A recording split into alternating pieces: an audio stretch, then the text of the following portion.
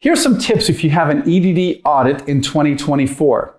Some basic things. We've had a lot of audits with EDD, and these will hopefully be helpful to you. Number one, be courteous to the auditor. You're going to hear some things maybe from friends or other colleagues that, hey, just give them a bunch of records, let them sort through it. That's not this type of audit. IRS actually audits are very different than EDD audits. In EDD, you need to be organized, you need to strategize ahead of time. You have to really look at your evidence before meeting with the auditor. Here's some things to do immediately. Look at all the 1099s that you filed. Most likely, EDD is auditing you because of the number of contractors you have compared to the number of employees. For instance, if you have a $2 million business, in other words, you're generating about $2 million of revenue, and you don't have any employees and you have a bunch of independent contractors, that's definitely a trigger for an EDD audit. Go through your 1099s. Make sure they're accurate. Make sure that the amount you paid each worker is accurate as reported in the 1099 versus what you have in your check register or your accounting system. This could include checks as well as cash payments. The second thing you want to do, you want to start collecting and gathering information on each contractor.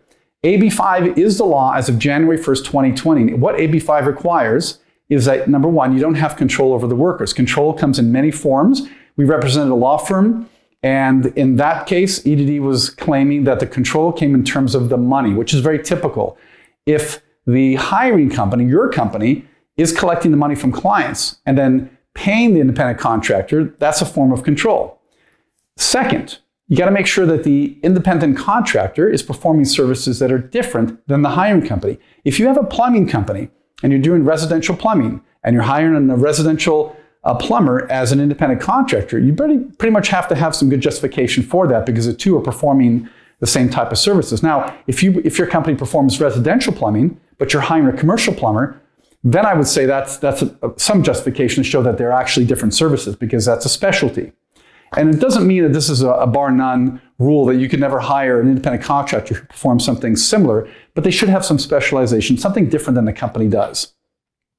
The third thing, you need to establish that each independent contractor has a established trade or business, right? So what we're looking for, they have a DBA or a corporation, not required to have a corporation, but they should have some type of a business entity. And if it doesn't have a business entity, at minimum, they should have an EIN number, some kind of a business name. Maybe they filed a DBA.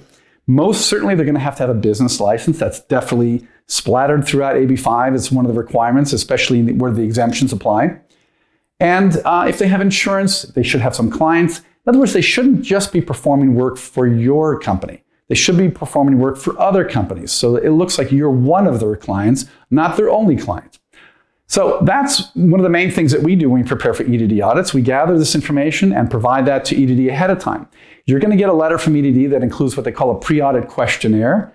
And there's some very important questions, specifically how many contractors you hired and what services they perform, how many employees you have and what services they perform. And you're going to want to answer that question, why they do different things. You shouldn't have people doing the same type of work as employees and independent contractors unless you have a really good explanation. I hope this information was useful. I'm John Milikowsky, founder of Milikowsky Tax Law.